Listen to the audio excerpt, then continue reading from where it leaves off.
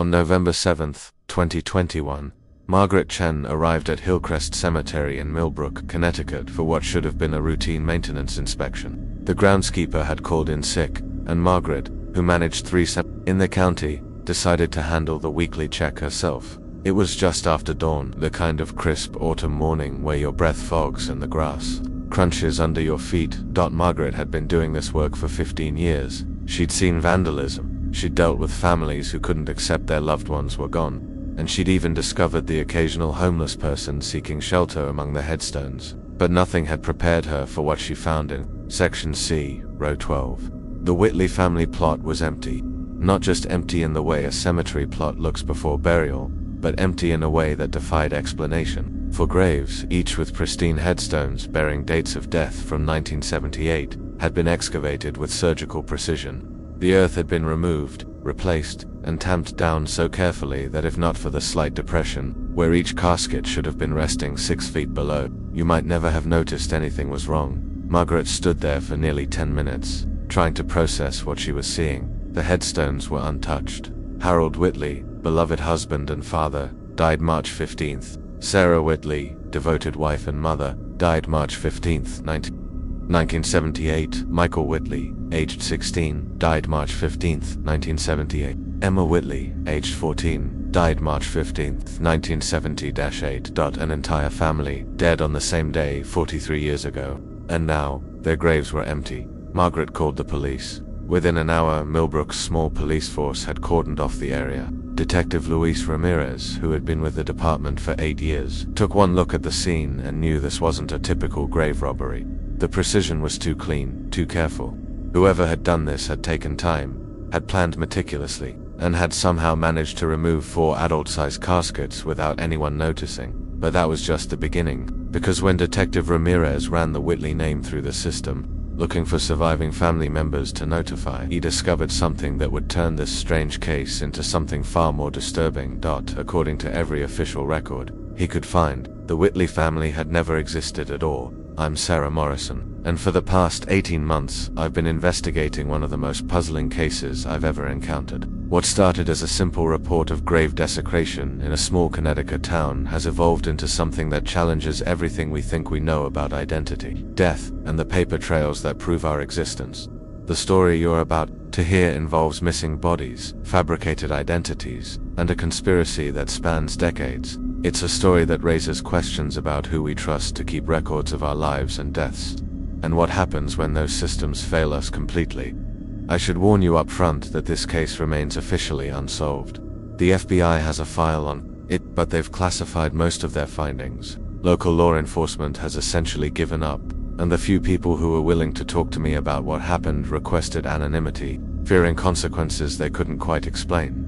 Is the story of the Whitley family, who died together on March 15, 1978, were buried with full funeral services attended by dozens of mourners, and then somehow vanished from their graves without leaving behind any evidence they had ever lived at all. Luis Ramirez had seen his share of grave robberies over the years. Usually, they were sloppy affairs involving teenagers looking for a thrill or desperate addicts hoping to find jewelry buried with the deceased. What he found at the Whitley plot defied every pattern he knew. The excavation had been professional grade. Someone had used proper tools, possibly even machinery, to remove the earth in perfect rectangular sections.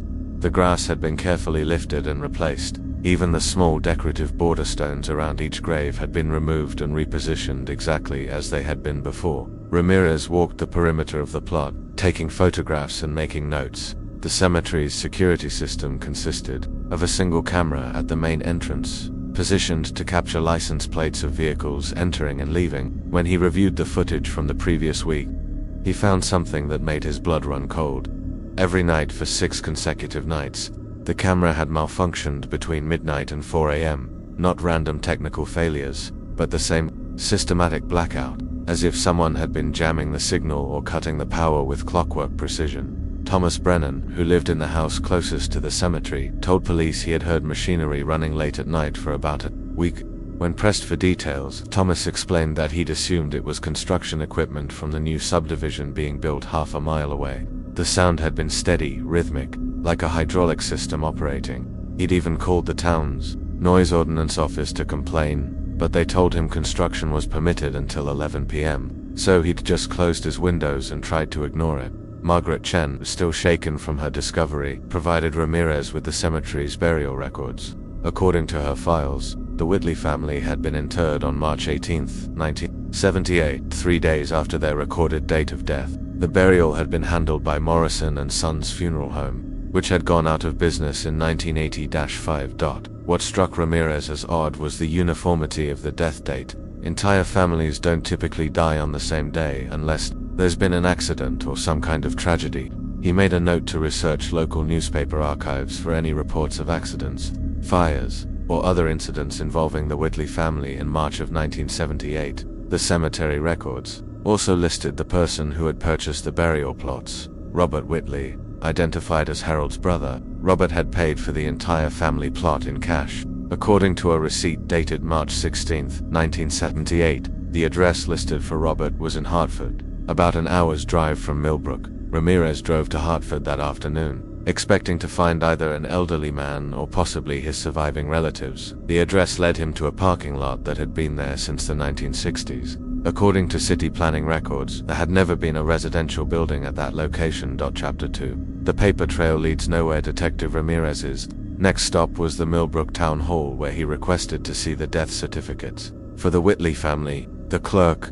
Linda Vasquez, had worked in the records department for 22 years and prided herself on being able to locate any document in their system. After searching for 2 hours, Linda emerged from the filing room, empty-handed and visibly frustrated. There were no death certificates on file for any member of the Whitley family. No birth certificates either.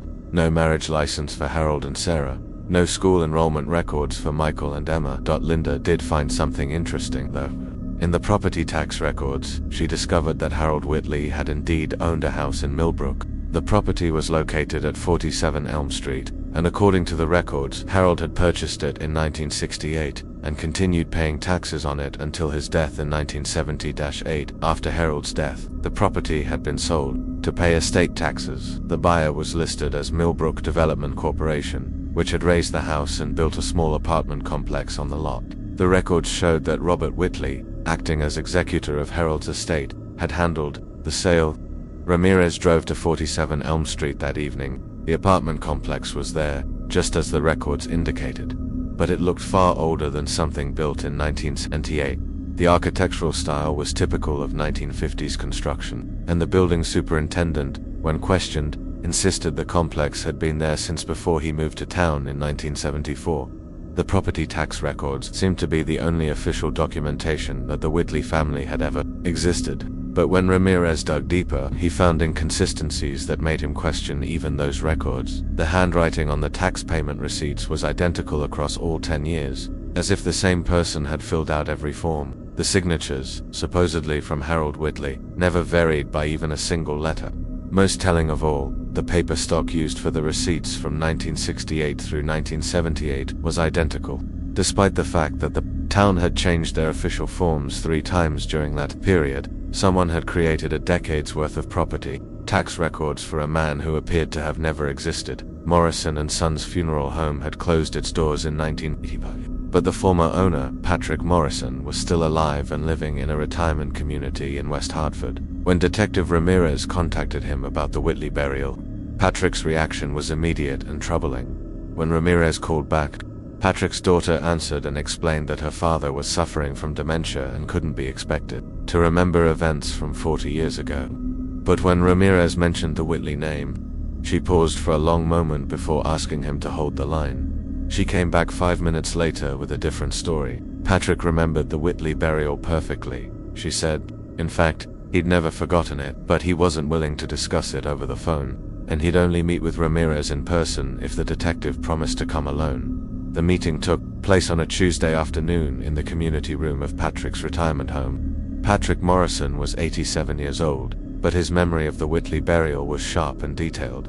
What he told Ramirez challenged everything the detective thought he knew about the case. According to Patrick, he had never actually buried the Whitley family. Instead, sometime around mid-March of 1978, a man identifying himself as Robert Whitley had approached him with an unusual request. Robert needed death certificates prepared for 4 people, along with a burial service that would appear legitimate to anyone who might investigate later. Robert had paid Patrick $5,000 in cash, an enormous sum in 1978, to create false documentation and stage a burial service. The caskets had been empty. The death certificates had been forged using blanks that Robert had somehow obtained from the state. The burial service had been attended by people Robert had hired, individuals who played the role of grieving friends and neighbors, but who disappeared immediately after the service ended. Patrick had been desperate for money at the time. His business was failing, and he was facing bankruptcy. The $5,000 had allowed him to keep his doors open for 7 more years, but the guilt had haunted him for the rest of his life. When Ramirez asked why Patrick had agreed to such an elaborate deception, the old man's answer was simple. Robert Whitley had been terrifying. He'd made it clear that refusal wasn't an option, and Patrick had believed him completely. Patrick described Robert as a man in his 40s, with the kind of presence that made you want to agree with whatever he said. Robert had known details about Patrick's financial situation that he shouldn't have known, had mentioned Patrick's daughter by name despite never having met her, and had made subtle threats that convinced Patrick his family's safety depended on his cooperation. The most disturbing part of Patrick's account was his description of the burial service itself. The hired mourners had been too perfect, he said. They had cried at exactly the right moments, had known exactly what to say to anyone who tried to engage them in conversation, and had displayed a knowledge of the deceased family that seemed rehearsed rather than genuine. After the service, Patrick had never seen or heard from Robert Whitley again, but he'd kept all the documentation related to the fake burial hidden in a safety deposit box for 43 years. He'd been waiting for someone to come asking questions, he said, because he'd always known that eventually someone would. Chapter 4. The state employee who remembered Detective Ramirez's investigation took a new direction when Patrick Morrison mentioned the forged death certificates. If Robert Whitley had obtained official state forms, someone within the system had to have provided them. Ramirez contacted the Connecticut Department of Public Health, which maintains all vital records for the state. After explaining the situation, he was connected with Eleanor Hofstein, a supervisor who had worked in the Vital Records Division since 1974. Eleanor was initially skeptical of Ramirez's story, but when he provided the specific details Patrick Morrison had shared, her tone changed completely. She asked Ramirez to hold the line while she accessed archived security reports from the late 1970s. 20 minutes later, Eleanor called him back with information that expanded the scope of the investigation considerably. In April of 1970, the Vital Records Office had discovered that several blank death certificate forms had gone missing. The theft had been reported to state police, but no arrests had ever been made. The missing forms had disappeared. During a break-in that had been almost perfect in its execution, someone had bypassed the building's security system, accessed the Vital Records storage room, and taken exactly 12 blank death certificates. Nothing else had been disturbed. The intruder had known exactly where to look and exactly what they needed. Eleanor pulled the security report from the archives and found something even more interesting. The break-in had occurred on March 14, 1978, just 1 day before the Whitley family's supposed date of death. State police had investigated the theft, but their file was thin. No fingerprints had been found at the scene.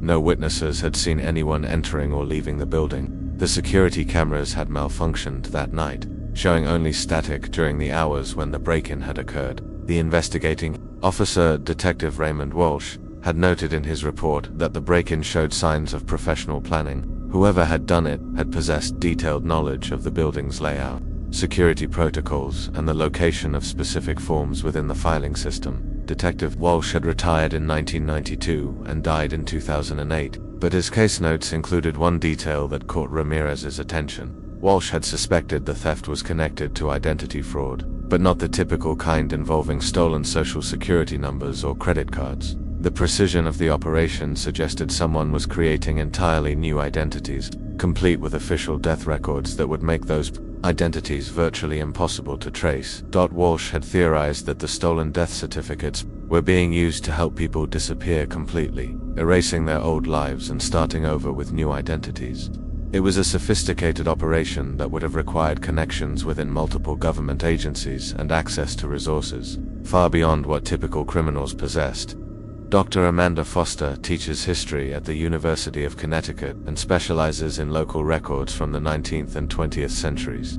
When Detective Ramirez contacted her about the Whitley case, She was intrigued enough to begin her own research into the family's background. What Dr. Foster discovered was a pattern that extended far beyond the Whitley family. Using genealogical databases and historical records, she identified at least 15 other families in Connecticut who had died under similar circumstances between 1975 and 1980-2. All of these families had died on the same day, with multiple family members sharing identical death dates. All had been buried in small cemeteries in rural towns. All had left behind minimal paper trails despite supposedly living in their communities for years.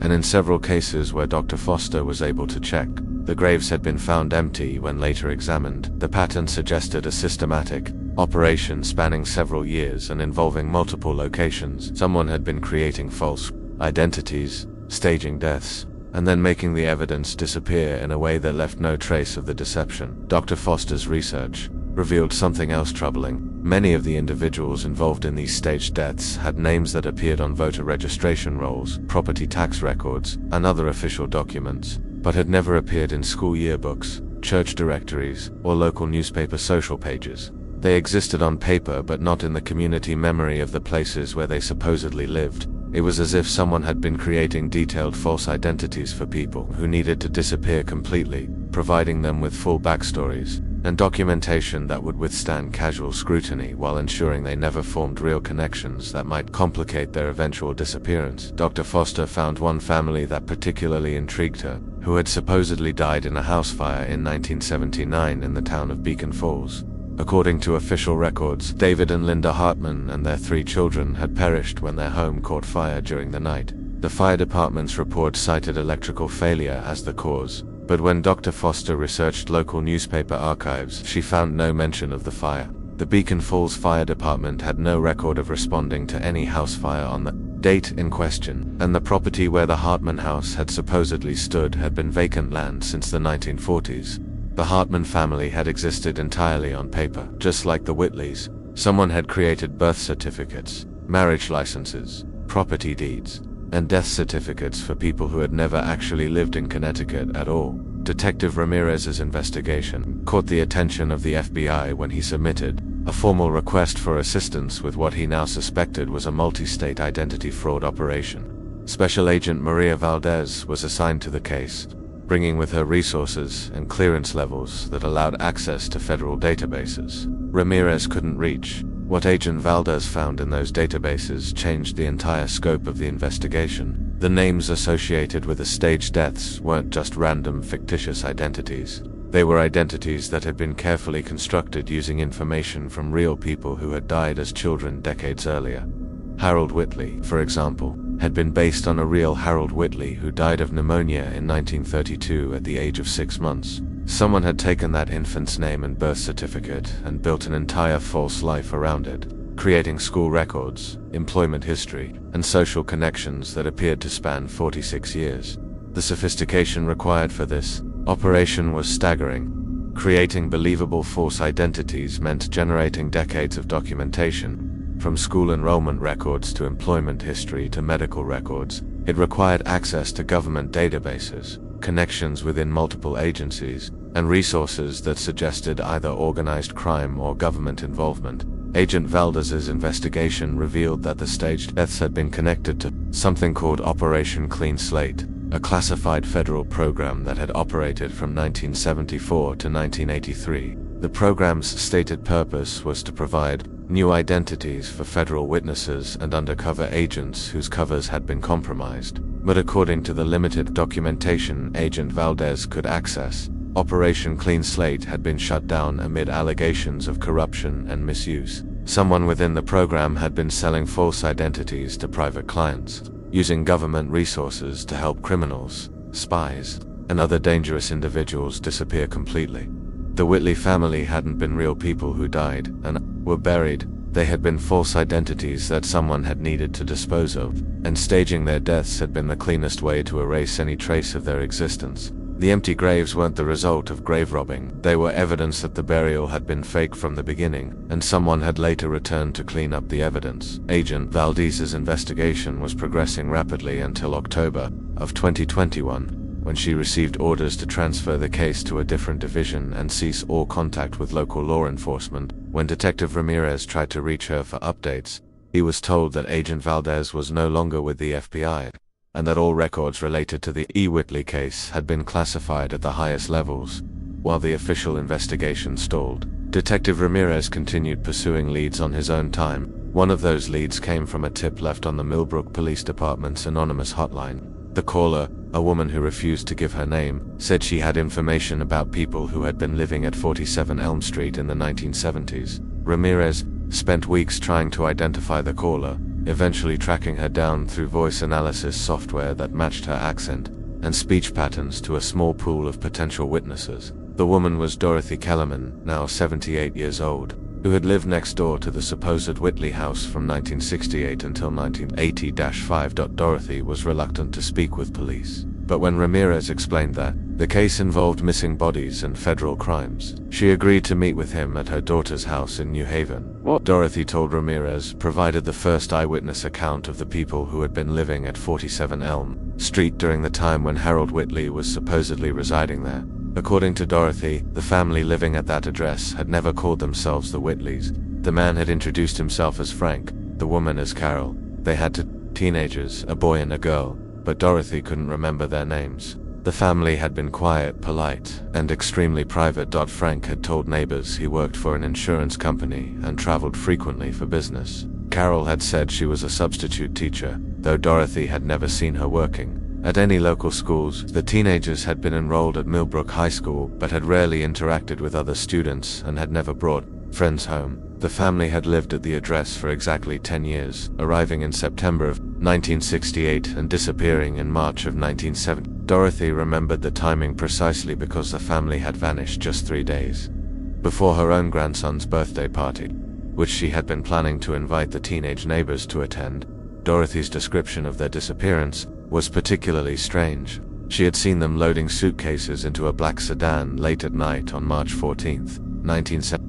The next morning, the house had been empty, but their car had still been in the driveway. By evening, even the car was gone. Dorothy had assumed the family had moved suddenly for work-related reasons, but she'd been puzzled by the timing and the secrecy.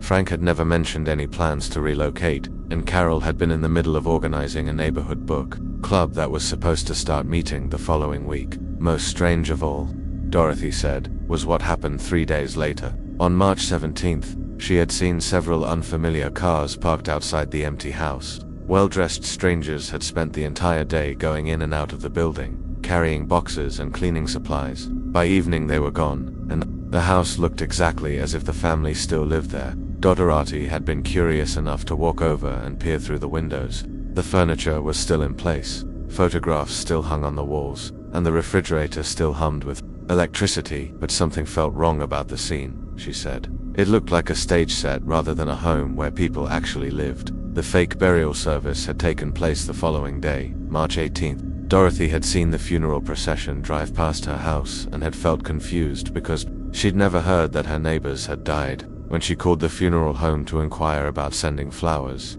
they had told her the service was private and that the family had requested no outside contact. Dorothy had spent the next 43 years wondering what had really happened to her neighbors. She'd never seen Frank, Carol, or their children again, but she'd never forgotten them either.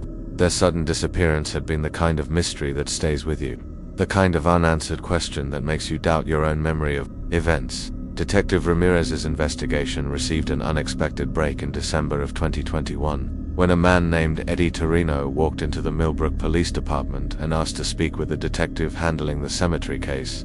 Eddie was 71 years old and worked part-time maintaining equipment at various cemeteries throughout Connecticut. He'd been following news coverage of the Whitley case and had finally decided to share information he'd been keeping secret for over 40 years. In 1978, Eddie had been working as a groundskeeper at Hillcrest Cemetery. On the night of March 18th, he'd been contacted by his supervisor and told to report to work for a special late-night burial.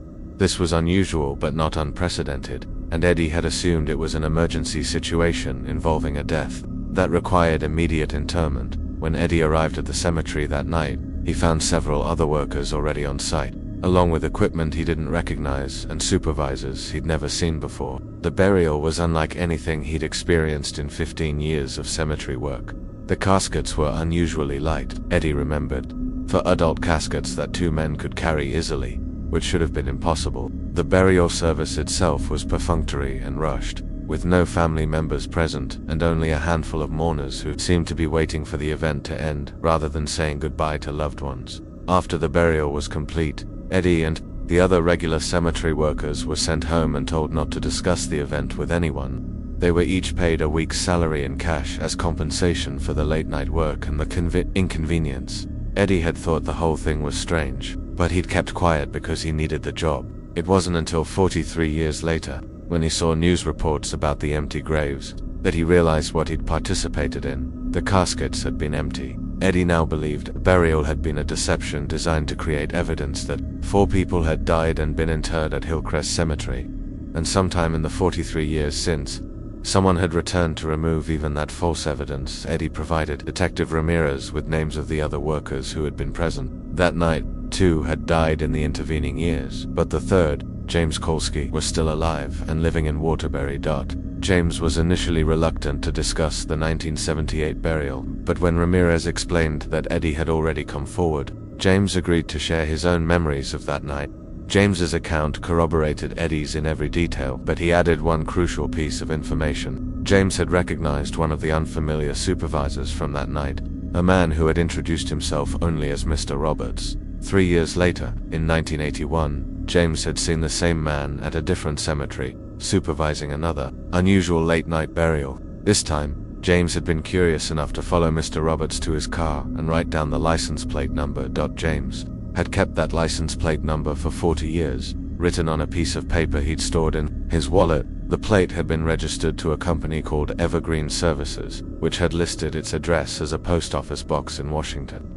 DC Detective Ramirez submitted a formal request to the Connecticut State Police for assistance in tracing Evergreen Services and investigating its connection to the staged burials. The request was forwarded to the State Attorney General's office, which escalated it to federal authorities. 3 weeks later, Ramirez received a visit from 2 individuals, who identified themselves as representatives of the Department of Homeland Security. They informed him that his investigation had touched on matters of national security and that he was being ordered to cease all activities related to the Whitley case. The DHS representatives who provided identification but refused to give their names explained that Operation Clean Slate had been a legitimate government program designed to protect federal assets. The program's activities, while unorthodox, had been authorized at the highest levels and remained classified for reasons of national security.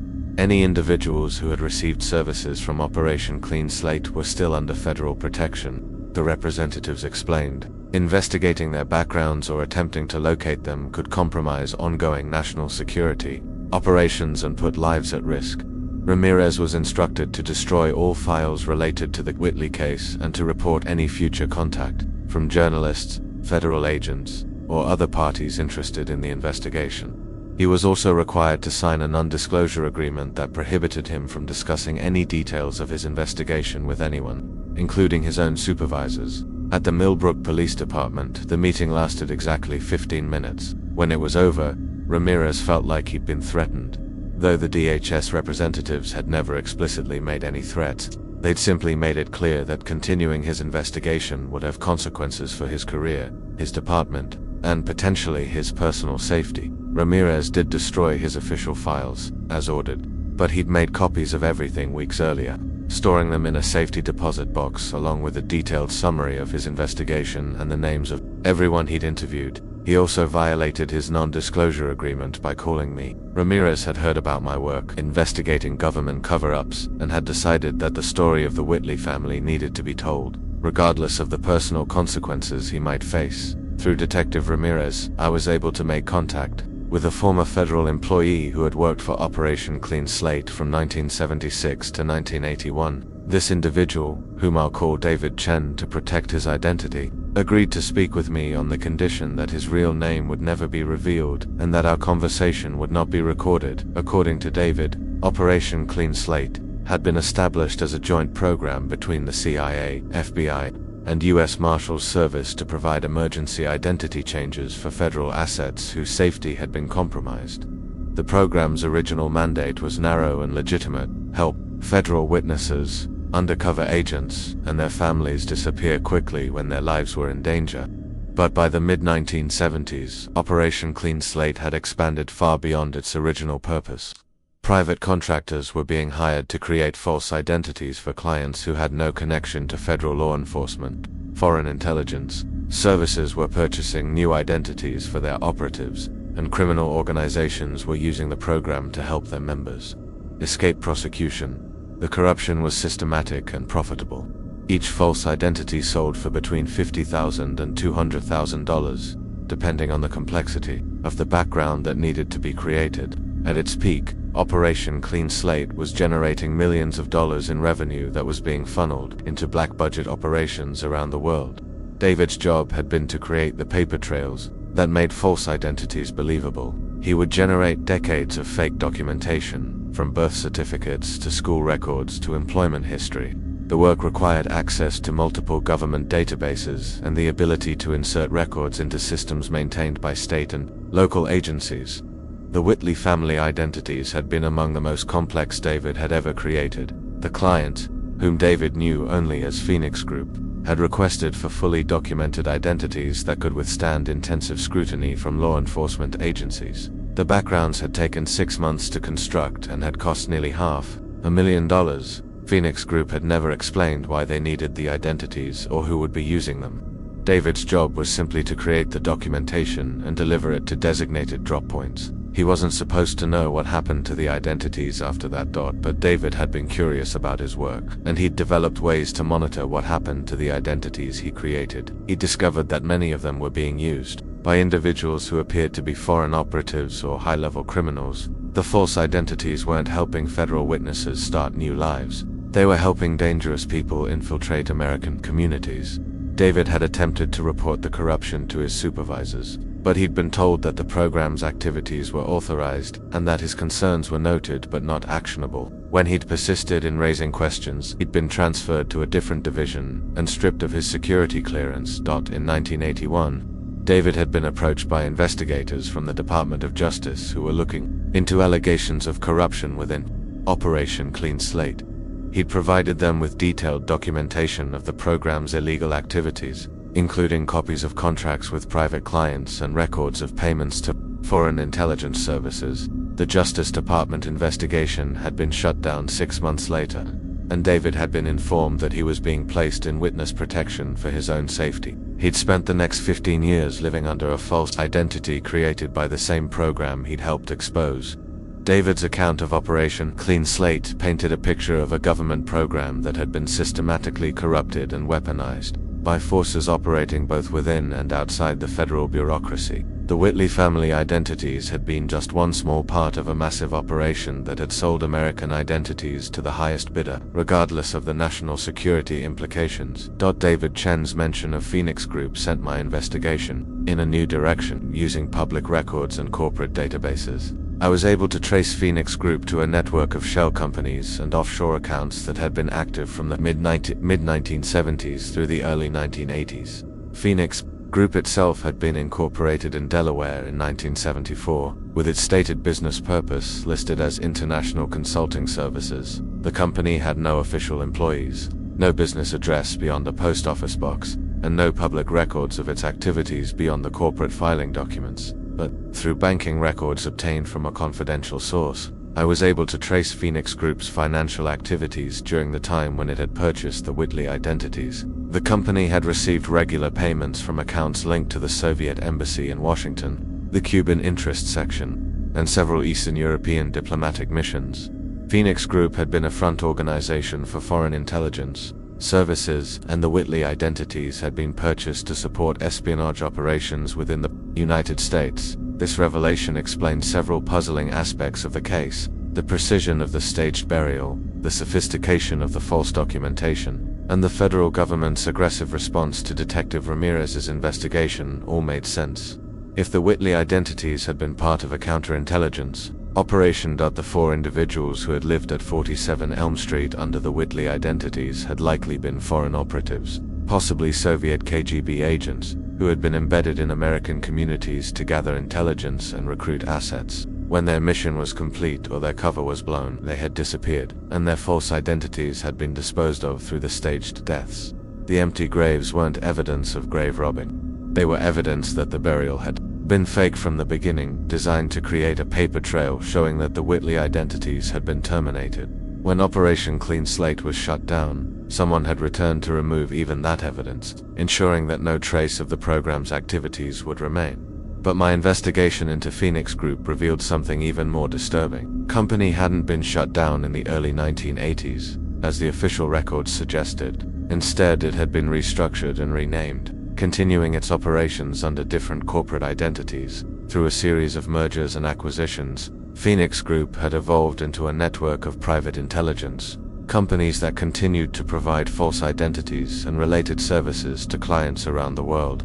The end of the Cold War hadn't ended the demand for sophisticated identity fraud, it had simply changed the nature of the clients. Modern incarnations of Phoenix Group were now serving international criminal organizations, terrorist networks, and rogue intelligence services. The expertise developed during Operation Clean Slate was being used to help human traffickers, arms dealers, and international fugitives disappear into new lives with American identities. My investigation took an unexpected turn in March of 2022 when I received a package containing documents that appeared to have been stolen from current government files. The package arrived at my office with no return address and no indication of who had sent it.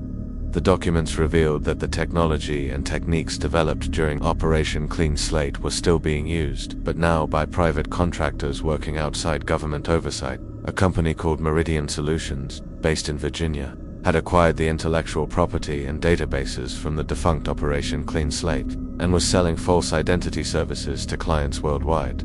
Meridian Solutions claimed to provide executive protection and privacy services for high-net-worth individuals who needed to maintain anonymity for security reasons. But according to the leaked documents, their actual client list included international arms dealers, drug cartel leaders, and individuals on federal terrorism watch lists. The company's services went far beyond what Operation Clean Slate had offered. Meridian Solutions could create false identities backed by decades of synthetic digital history, including social media profiles, online shopping records, and digital photographs that appeared to document an entire lifetime of experiences. The leaked documents included a case study that described how Meridian Solutions had helped a Russian oligarch's son obtain American citizenship using a false identity based on a child who had died in 1993. The new identity included a complete educational history, employment records, and even fake medical records that supported a disability claim that provided monthly government benefits. More disturbing still, the documents revealed that Meridian Solutions was working with corrupt officials within multiple government agencies to insert false records into official databases. The company had contacts within the Social Security Administration, the Department of Motor Vehicles in 12 states, and the passport offices in both Washington and Los Angeles. The scope of the current operation made Operation Clean Slate look like a small-scale experiment. Meridian Solutions was processing hundreds of false identity requests each year, generating tens of millions of dollars in revenue, and creating a security threat that dwarfed anything that had existed during the Cold War. The leaked documents also included a list of recent clients that contained names I recognized from FBI Most Wanted lists and international terrorism databases. Foreign intelligence services were still purchasing American identities, but now they were joined by international criminal organizations and domestic extremist groups. Among the recent clients was an individual identified only as Client 347, who had purchased 4 related identities in 2021 for use by immediate family members requiring emergency relocation. The identities had been based on the same technique used to create the Whitley family, using the names of children who had died decades earlier. Client 347 had paid $1.2 million for the 4 identities and had requested that they include death certificates that could be activated if the identities needed to be disposed of quickly. The client had specifically asked for burial plots to be prepared in advance, so that staged deaths could be implemented within 24 hours if necessary. The leaked documents from Meridian Solutions included information that connected the company to several recent news events that had puzzled law enforcement agencies. In 2020 and 2021, There had been a series of cases involving individuals who had died in accidents or of natural causes, but whose bodies had disappeared from morgues before autopsies could be completed. In each case, the deceased had been living under identities that were later discovered to be false. The disappearing bodies had been explained as administrative errors or security failures, but the pattern suggested something more systematic. According to the Meridian Solutions documents, the company offered a service called emergency extraction for clients whose false identities had been compromised. The service included staging accidental deaths, removing bodies from official custody, and relocating clients to new identities in different countries. The company maintained contracts with individuals working in hospital systems, morgues, and coroner's offices who could facilitate the removal of bodies and the falsification of death records. These corrupt officials were paid retainers of up to $50,000 per year and bonuses of up to $200,000 for each successful extraction. One of the cases mentioned in the documents involved a man who had been living in Phoenix under a false identity and working as a software engineer for a defense contractor. When federal investigators began looking into his background as part of a security clearance review, the man had died suddenly of an apparent heart attack. His body had been taken to the Maricopa County morgue for autopsy, but had disappeared during what officials called a clerical error. According to the leaked documents, the man had been extracted by Meridian Solutions and relocated to a new identity in South America. His death had been staged to end the federal investigation and allow him to escape with classified information he had stolen from his employer. Similar cases had occurred in Virginia, Texas, and California, all involving individuals with access to sensitive information who had died under suspicious circumstances and whose bodies had subsequently disappeared. In each case, federal investigations into the deaths had been inconclusive, and the missing bodies had never been recovered. The pattern suggested that Meridian Solutions was being used by foreign intelligence services to extract compromised operatives from the United States. The company's ability to stage deaths and remove evidence was allowing enemy spies to escape detection and continue their operations from other countries. Chapter 14. The Whistleblower's Fate. David Chen, the former Operation Clean Slate employee, who had provided me with crucial information about the program's activities, disappeared in April of 2022. His wife contacted me after he failed to return home from what he had told her was a routine doctor's appointment. David's car was found 3 days later in the parking lot of a shopping mall in Hartford. His wallet, keys, and cell phone were still inside the vehicle, but there was no sign of David himself. Police treated the disappearance as a possible abduction, but their investigation yielded no leads. 2 weeks after David's disappearance, his wife received a phone call from someone claiming to be David. The caller said that David was safe but would not be returning home. He had been placed in witness protection for his own safety, the caller explained, and any attempt to locate him would put both him and his family in danger.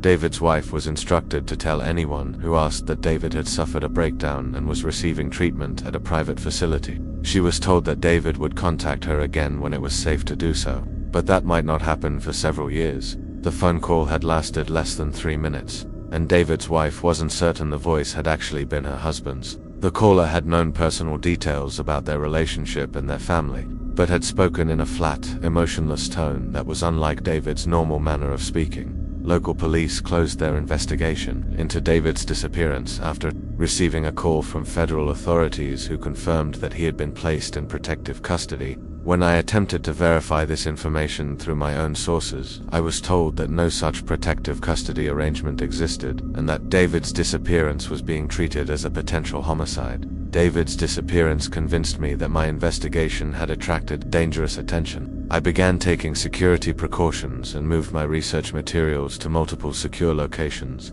I also decided to accelerate my timeline for publishing this story, reasoning that making the information public would provide some protection against retaliation. But David's fate also demonstrated the reach and ruthlessness of the forces behind the modern false identity trade.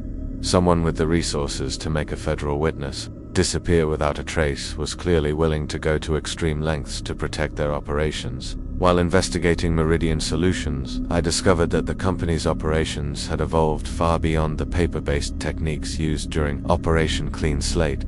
Modern false identity creation relied heavily on digital manipulation and the insertion of synthetic records into electronic databases. Through a contact in the cybersecurity industry, I obtained samples of the digital tools that Meridian Solutions used to create false online histories for their clients.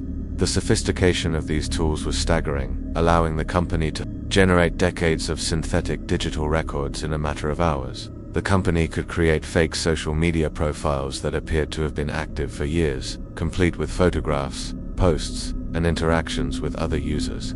They could generate false online shopping histories, fake reviews on commercial websites, and synthetic records of digital activity that would convince anyone conducting background research that their clients had lived normal American lives. Most disturbing of all, Meridian Solutions had developed techniques for inserting false records into government databases, including systems maintained by the IRS, Social Security Administration, and Department of Homeland Security. The company's ability to modify official records in real time meant that their clients' false identities could withstand even intensive government scrutiny. The digital tools also revealed the scale of Meridian Solutions' operations.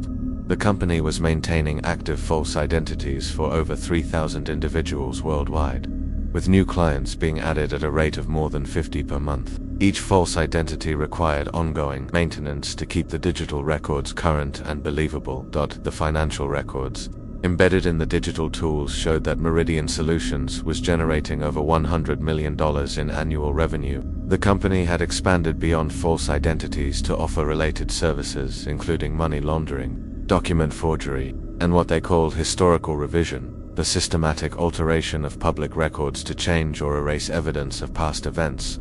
Among the company's recent projects was a contract worth $12 million to help a foreign government erase evidence of human rights violations from online databases and news archives. The project involved identifying and systematically altering thousands of digital records to create a false historical narrative that would be difficult for researchers to contradict. My investigation into Meridian Solutions revealed that the company was part of a larger network of organizations providing similar services worldwide. Through financial records and corporate filings, I was able to identify related companies operating in Switzerland, Singapore, and the United Kingdom. The international network appeared to be coordinated by an organization called the Prometheus Group, which had been established in the Cayman Islands in 2015. Prometheus Group served as the parent company for dozens of subsidiaries that offered various forms of identity, manipulation, and historical revision services. The network's clients included not just individual criminals and spies, but entire governments, seeking to manipulate international opinion and cover up evidence of their activities. The services offered by the Prometheus network went far beyond simple false identity creation to include comprehensive information warfare capabilities. One subsidiary, based in London, specialized in creating false academic credentials and research publications that could be used to legitimize propaganda or discredit legitimate research. Another, operating from Singapore, focused on manipulating financial records and corporate databases to hide evidence of corruption and money laundering. The Swiss subsidiary appeared to be the network's most sophisticated operation, offering what it called existential revision services, according to leaked marketing materials. This involved the complete erasure of individuals from all historical records, making it appear as if they had never existed at all. The existential revision process required coordinated manipulation of hundreds of different databases and record systems. The company claimed it could erase all traces of an individual's existence within 90 days, leaving no evidence that they had ever been born, educated, employed, or had any interactions with government agencies. This service was being marketed to war criminals, international fugitives, and others who needed to disappear completely from historical record. The price for existential revision started at $5 million per individual and could go as high as $20 million for complex cases involving public figures. The Prometheus Group's financial records showed that demand for existential revision services had increased dramatically since 2020. The company had processed over 200 cases in the past 2 years, generating hundreds of millions of dollars in revenue and effectively erasing entire families from historical record. My attempts to share my findings with federal law enforcement agencies yielded frustrating results. The FBI claimed they had no knowledge of Meridian Solutions or the Prometheus Group, despite the fact that I had provided them with detailed financial records and client lists. The Department of Homeland Security initially expressed interest in my research, but after reviewing the materials I had provided, They informed me that the matter was being handled by a different agency and that I should cease all investigation immediately. When I contacted the State Department about the national security implications of foreign governments purchasing American identities, I was told that they would look into the matter, but that I should not expect any public response or acknowledgement of their investigation. The pattern of responses suggested that federal agencies were either already aware of the Prometheus group's activities and chose not to act, or that the network had sufficient protection to operate without fear of government interference. This suspicion was reinforced when I received a visit from two individuals who identified themselves as representatives of a federal task force investigating international identity fraud. They informed me that my investigation was interfering with an ongoing operation and demanded that I turn over all materials related to Meridian Solutions and the Prometheus Group. When I refused to comply, explaining that I was protected by journalistic privilege, they informed me that national security exceptions could override those protections. They also suggested that continuing my investigation could result in charges of obstruction of justice or interference with federal operations. The meeting ended with a warning that my safety could not be guaranteed if I continued pursuing the story. The representatives made it clear that the forces behind the false identity network had resources and connections that extended into the highest levels of government. After this meeting, I decided to take additional security precautions and to expedite publication of my findings. I also made arrangements to ensure that my research materials would be released automatically if anything happened to me. As my investigation progressed, I began to see connections between the false identity network and other stories I had covered. Over the years, cases involving missing persons, unexplained deaths, and individuals whose backgrounds couldn't be verified all began to fit into a larger pattern. The false identity industry wasn't just serving criminals and spies. It was being used to manipulate democratic processes, corrupt academic institutions, and undermine the integrity of historical records. The ability to create false identities and erase real ones was being weaponized to reshape reality itself. I found evidence that the network had been used to create false witnesses in legal proceedings, allowing criminal organizations to manufacture testimony that could influence the outcomes of trials. The network had also been used to create false experts who could provide seemingly credible testimony on scientific and technical matters. In several cases, environmental protection lawsuits had been undermined by expert witnesses whose credentials were later discovered to be completely fabricated. The false experts had provided testimony that contradicted legitimate scientific research, creating enough doubt to delay or prevent environmental regulations. Similar techniques had been used in pharmaceutical liability cases, where false experts had testified about drug safety in ways that protected manufacturers from legitimate claims. The false identities were sophisticated enough to withstand initial scrutiny, and the truth was often discovered only after legal proceedings had been completed. The network's influence extended into academia, where false researchers had published papers that supported specific political or commercial agendas. These papers were cited by legitimate researchers who had no way of knowing that the author's credentials were fabricated, creating a cascade of false information through academic literature. The scope of the deception was staggering. The false identity network had corrupted legal proceedings, academic research, and public policy debates on a scale that threatened the foundations of democratic society. Returning to the original Whitley case with new understanding of the false identity network's operations, I realized that the empty graves in Millbrook represented something far more significant than a single Cold War espionage operation. The Whitley case had been an early experiment in techniques that had evolved into a massive threat to democratic institutions worldwide. The precision and sophistication of the 1978 operation had demonstrated the potential for false identities to be created and disposed of without leaving any trace. The techniques developed for the Whitley case had been refined and expanded over 44 years, evolving from simple paper-based fraud into comprehensive digital manipulation capabilities. What had begun as a program to protect federal witnesses had become a tool for undermining the integrity of information itself. Detective Ramirez's investigation had been shut down, not just because it threatened to expose a historical intelligence operation, but because it risked revealing the current scope of false identity activities. The empty graves were evidence of capabilities that were still being used and expanded. Margaret Chen, the cemetery manager who had first discovered the empty graves, contacted me in June of 2022 with disturbing news. Additional graves at Hillcrest Cemetery had been found empty, including burial sites that dated back to the 1990s and 2000s. Someone was still using the cemetery to dispose of false identities, and the operation had never actually stopped. The Whitley case hadn't been a historical anomaly. It had been the beginning of an ongoing program that continued to operate decades. After it was supposedly shut down, Margaret's discovery suggested that the false identity network was still using techniques developed during Operation Clean Slate, but on a much larger scale. The empty graves represented dozens of false identities that had been created, used, and then disposed of over the past 4 decades. Through my investigation, I was able to identify several individuals whose real identities had been stolen and used as the basis for false documents created by the network. These victims had typically been children who died young, whose deaths were not widely documented, and whose identities could be appropriated without immediate detection. One victim was Sarah Mitchell, who died of leukemia in 1983 at the age of 12. Sarah's identity had been used to create false documents for a woman who had lived in California from 2010 to 2018, working as a nurse practitioner and treating hundreds of patients under stolen credentials.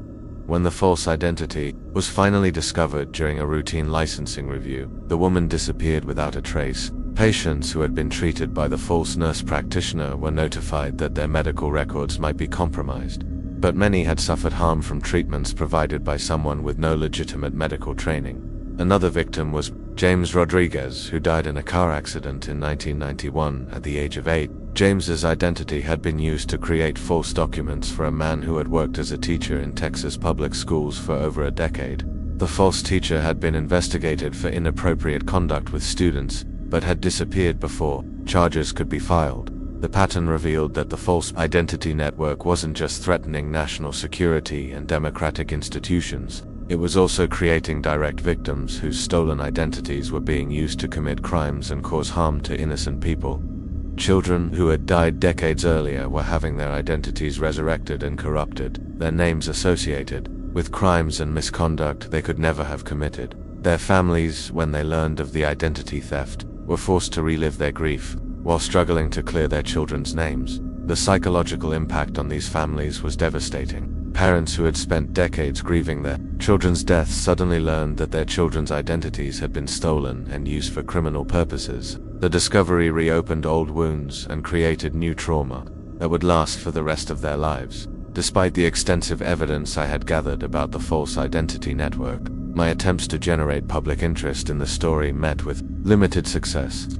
Several major news organizations declined to publish my findings, citing concerns about national security and the need for additional verification. The few publications that did cover the story focused primarily on the historical aspects of Operation Clean Slate, avoiding discussion of current activities by Meridian Solutions and the Prometheus Group.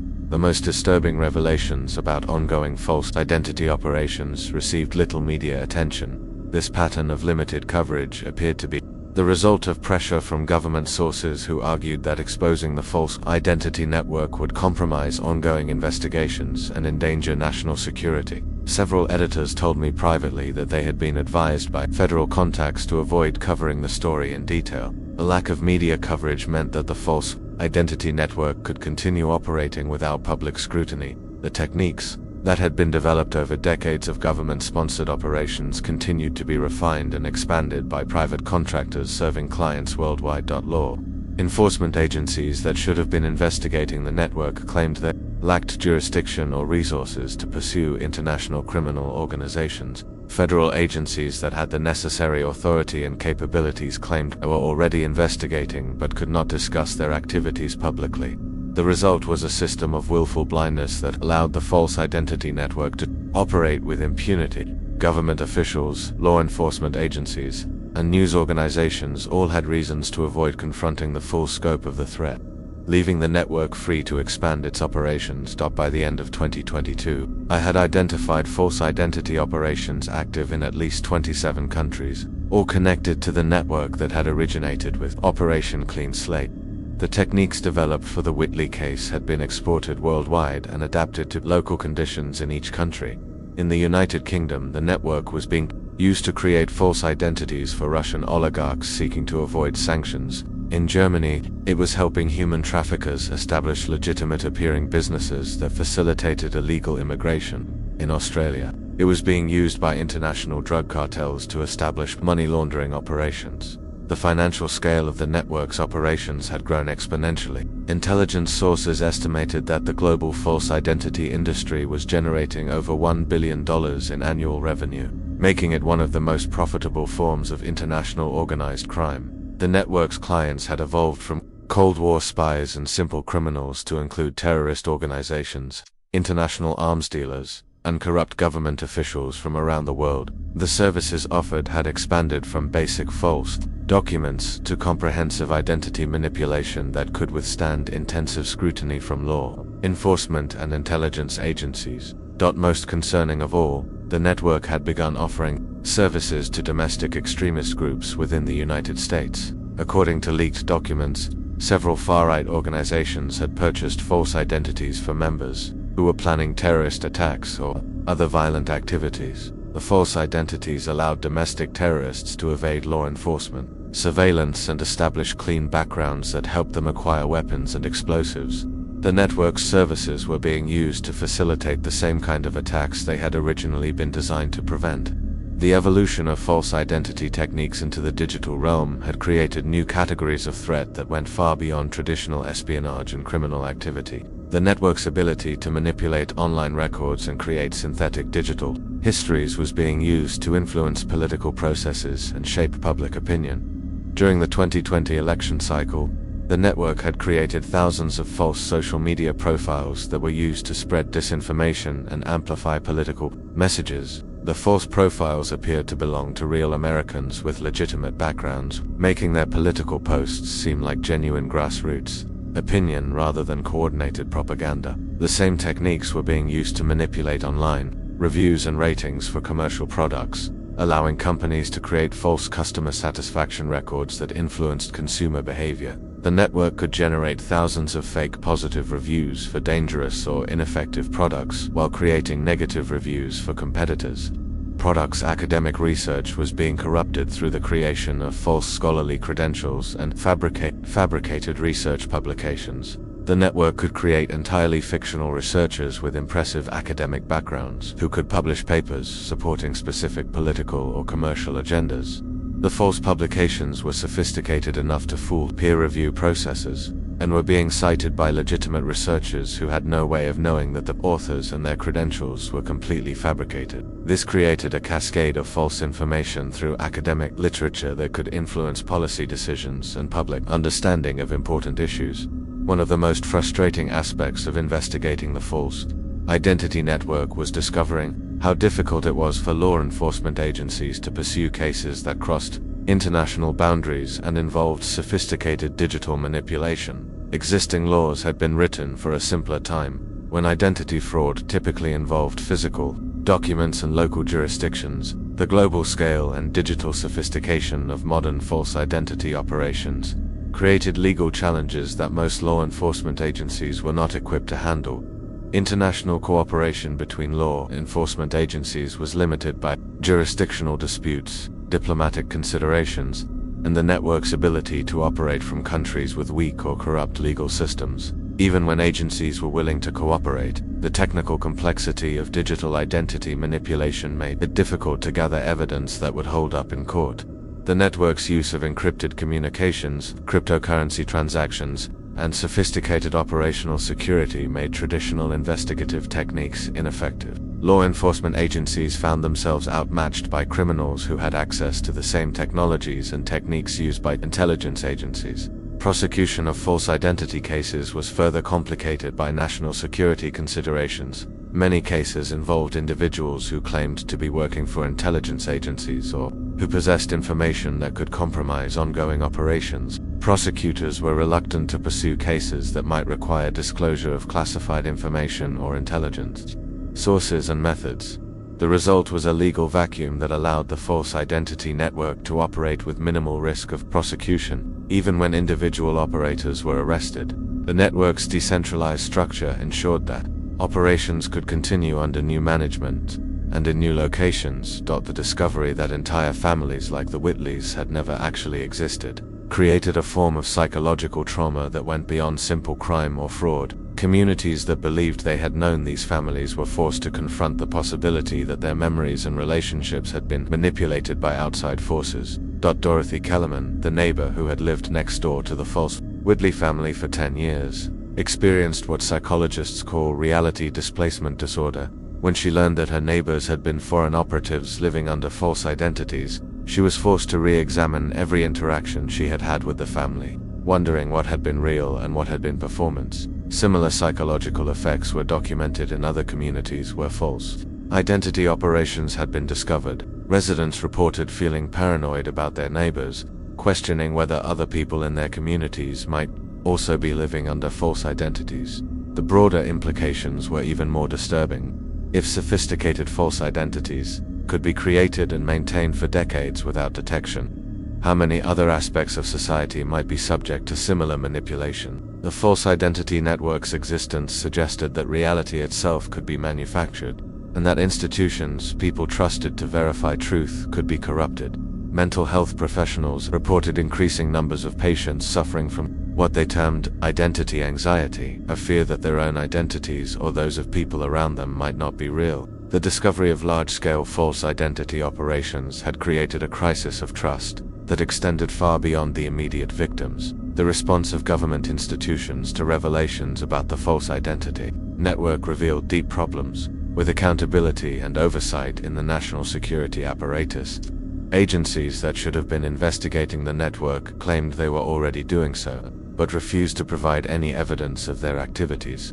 Congressional oversight committees that requested briefings on false identity operations were told that the matter was too sensitive for legislative review. The few classified briefings that were provided apparently convinced lawmakers to avoid pursuing the issue further, suggesting that the network's activities were either more extensive or more protected than publicly acknowledged.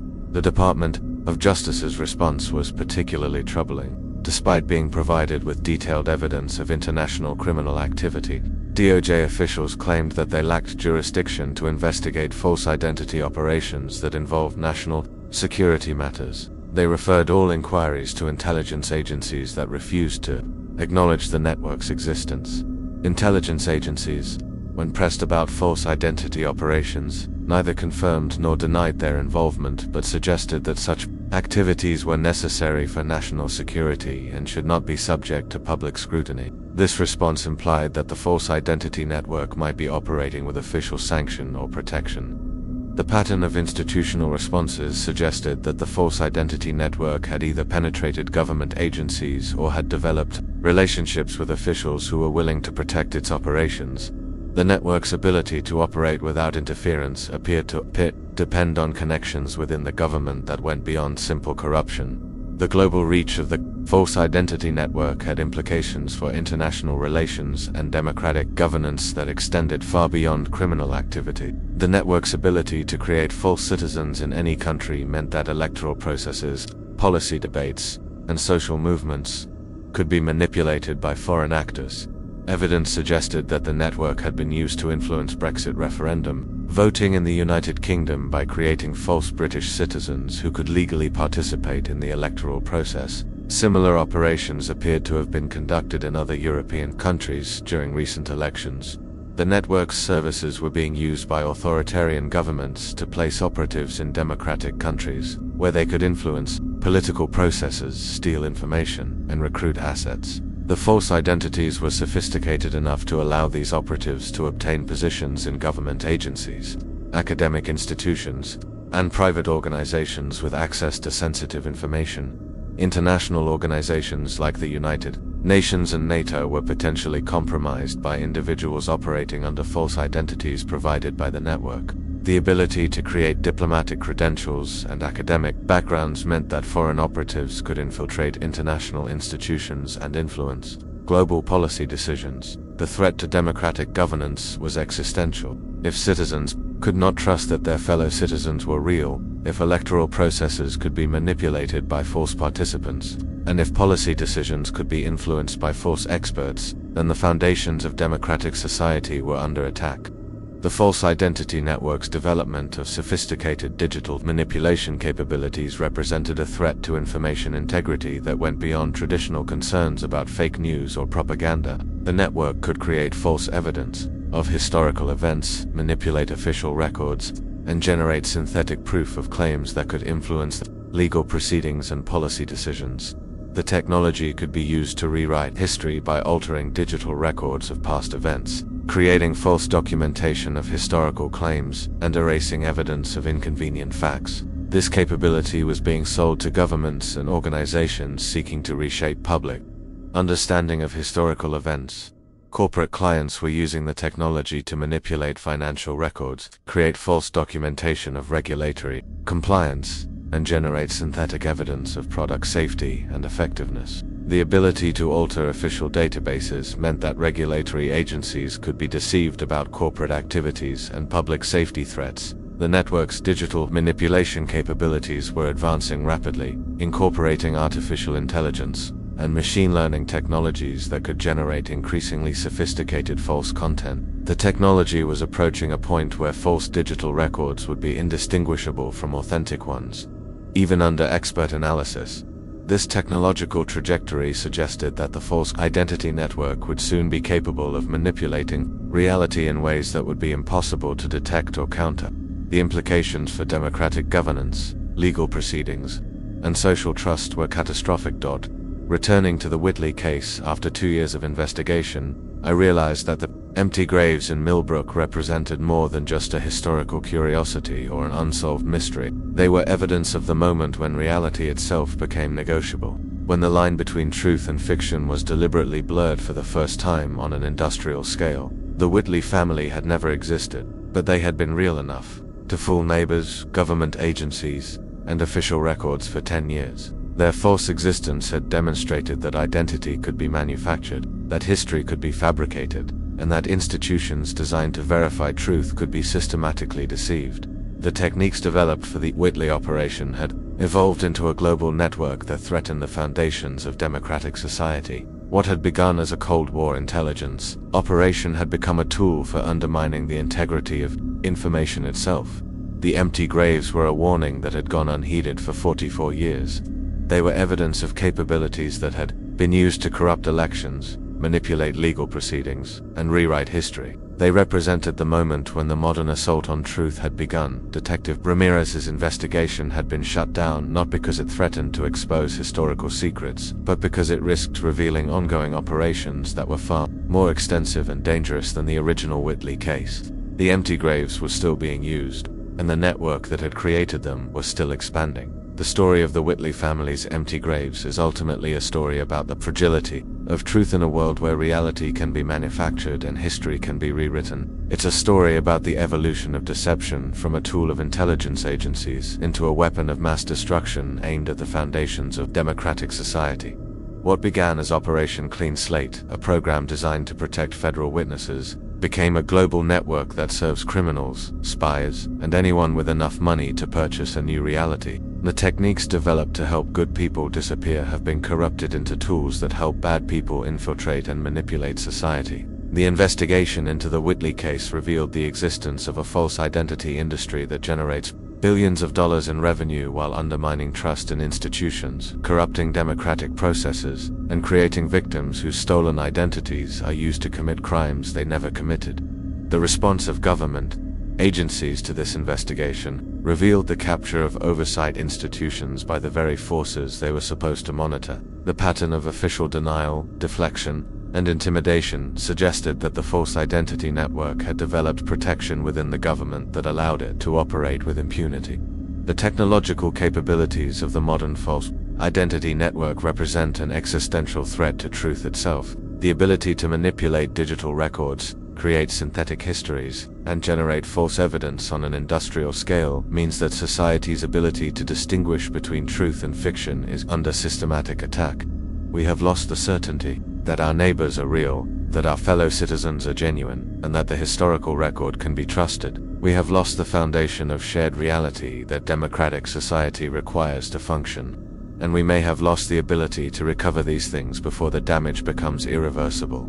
The empty graves in Millbrook are still empty, and more graves are being emptied every day. The families that never existed are still being created and disposed of, leaving behind nothing but questions and the growing suspicion that nothing is as it seems. Margaret Chen still manages Hillcrest Cemetery, but she no longer assumes that the people buried there actually lived the lives documented on their headstones.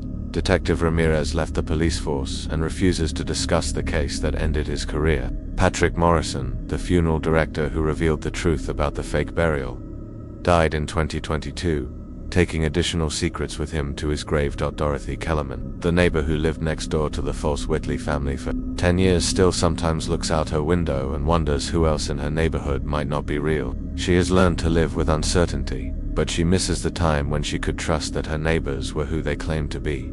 The story of the Whitley family's empty graves is a warning that came too late. The capabilities demonstrated in that small Connecticut cemetery in 1978 have evolved into a global threat that may already be beyond our ability to contain or counter. The graves are empty, but the questions they raise about truth, identity, and reality are more pressing than ever. In a world where anyone can be anyone and anything can be made to seem true, the only certainty is that nothing is certain anymore. The Whitley family never existed, but their story is real. Their empty graves are evidence of a world where the distinction between existence and non-existence, between truth and fiction, has been deliberately destroyed for profit and power. This is what we've lost, and this is why it matters. Because in the end, the Whitley family's greatest victims weren't the neighbors who were deceived or the government agencies that were fooled. The greatest victim was truth itself, and we may never get it back.